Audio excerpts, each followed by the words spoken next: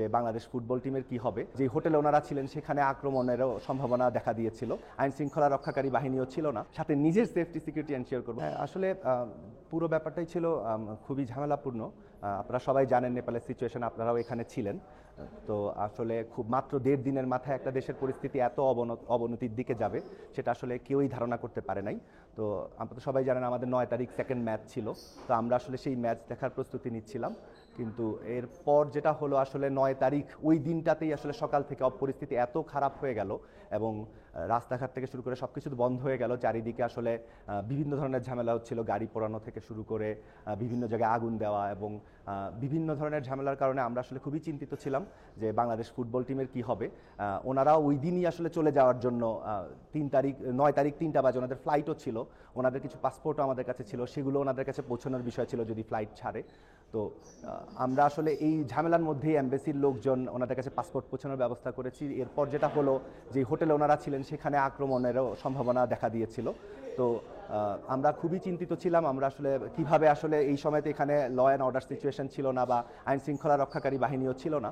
তো সেক্ষেত্রে আমরা আসলে কার উপর ডিপেন্ড করবো এই বিদেশে বসে। তো আল্লাহর রহমতে আসলে ভয়ঙ্কর কোনো কিছু ঘটে নাই।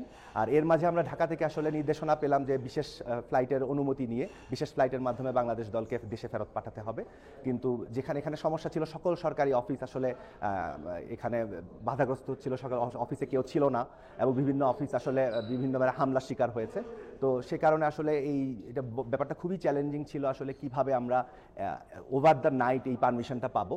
তো আমরা আসলে এই নেপালের অথরিটিকেও ধন্যবাদ জানাই, তারা আসলে তাদের সশরীরে অফিস না করলেও তারা অনলাইনে অফিস করে আমাদেরকে আসলে একদিনের মাথায় এই যে জরুরি অবতরণের পারমিশন দিয়েছে এবং আমরা আল্লাহর রহমতে এখন আমরা স্পেশাল ফ্লাইটের মাধ্যমে বাংলাদেশ এয়ারফোর্সের স্পেশাল ফ্লাইটের মাধ্যমে কিছুক্ষণের মধ্যেই বাংলাদেশ দল আশা করি কাঠমান্ডু ত্যাগ করবেন এবং ঢাকার উদ্দেশ্যে রওনা দিবেন। তো আমি আসলে সবাইকে ধন্যবাদ দিতে চাই এবং যে সাংবাদিক ভাইয়েরা ছিলেন তারাও সবসময় আমাদেরকে সাপোর্ট দিয়েছেন এবং সার্বক্ষণিক আমরা যোগাযোগের মধ্যে ছিলাম। এবং আসলে 1.5 দিনের মাথায় এরকম একটা পরিস্থিতি হবে এবং আমাদের এই পরিস্থিতির মধ্যে যেতে হবে আমরা আসলে ভাবতে পারিনি, বাট সব কিছু ভালোভাবে হয়েছে এখন পর্যন্ত। আমি আশা করি বাংলাদেশ দল ভালোভাবে বাংলাদেশে পৌঁছাবে। মাননীয় উপদেষ্টার সাথে আমাদের মাননীয় রাষ্ট্রদূত মহোদয়ের নিয়মিত যোগাযোগ হচ্ছিল। এর সাথে আবার বাংলাদেশ টিমের ম্যানেজার যিনি এখানে ছিলেন আমের ভাই, ওনার সাথেও আমি নিয়মিত যোগাযোগ রাখছিলাম। উনি ঢাকায় যুব ক্রীড়া মন্ত্রণালয়ের সাথে যোগাযোগ রাখছিলেন, বাফুফের সাথে যোগাযোগ রাখছিলেন এবং মাননীয় রাষ্ট্রদূত মহোদয়ের উপদেষ্টা মহোদয়ের সাথে নিয়মিত যোগাযোগের মধ্যে ছিলেন এবং বাফুফের সভাপতি মহোদয়ের সাথেও নিয়মিত যোগাযোগের মধ্যে ছিলেন। এবং যুব ক্রীড়া মন্ত্রণালয় খুব তাড়াতাড়ি ভিত্তিতে আসলে যখন চিঠিটা দিল বাংলাদেশ আর্ম ফোর্সেস ডিভিশনকে, তারাও খুব দ্রুততার সাথে ফ্লাইটটা অ্যারেঞ্জ করেছে। সবাইকেই ধন্যবাদ যে সবাই আসলে যে যার জায়গা থেকে খুব দ্রুততার সাথে কাজ করেছে বলে আমরা একদিনের মাথায় সকল প্রয়োজনীয় পারমিশন নিয়ে এখন আসলে ফ্লাইটটা অপারেট করতে পারছি। ইনশাল্লাহ আমি অনেকটুকু রিলিভড হব যখন আপনারা আসলে ফ্লাই করবেন এখান থেকে। আর 1 ঘন্টার মধ্যে আশা করি আমি ফুললি রিলিভড হব যে আপনারা ফ্লাইট। হ্যাঁ, অবশ্যই চ্যালেঞ্জ থাকবে। ধরেন একটা এমবেসি যখন একটা বিদেশের মাটিতে থাকে তাদের আসলে যে কোনো সেফটি সিকিউরিটির জন্য ডিপেন্ড করতে হয় হোস্ট গভর্নমেন্টের উপরে।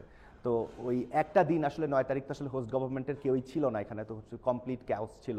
তো ওই সময় আসলে হোস্ট গভর্নমেন্টের সাহায্য ছাড়া কিভাবে আমি আসলে বাংলাদেশ ন্যাশনাল ফুটবল টিম তারপর অন্য বাংলাদেশিদের সেফটি সিকিউরিটি এনশিওর করব, সাথে নিজের সেফটি সিকিউরিটি এনশিওর করব, সেটা আসলে খুবই চ্যালেঞ্জিং ছিল। আমি আসলে মহান সৃষ্টিকর্তাকে ধন্যবাদ দিতে চাই যে আমরা বড় কোনো ঝামেলার মধ্যে পড়ি নাই।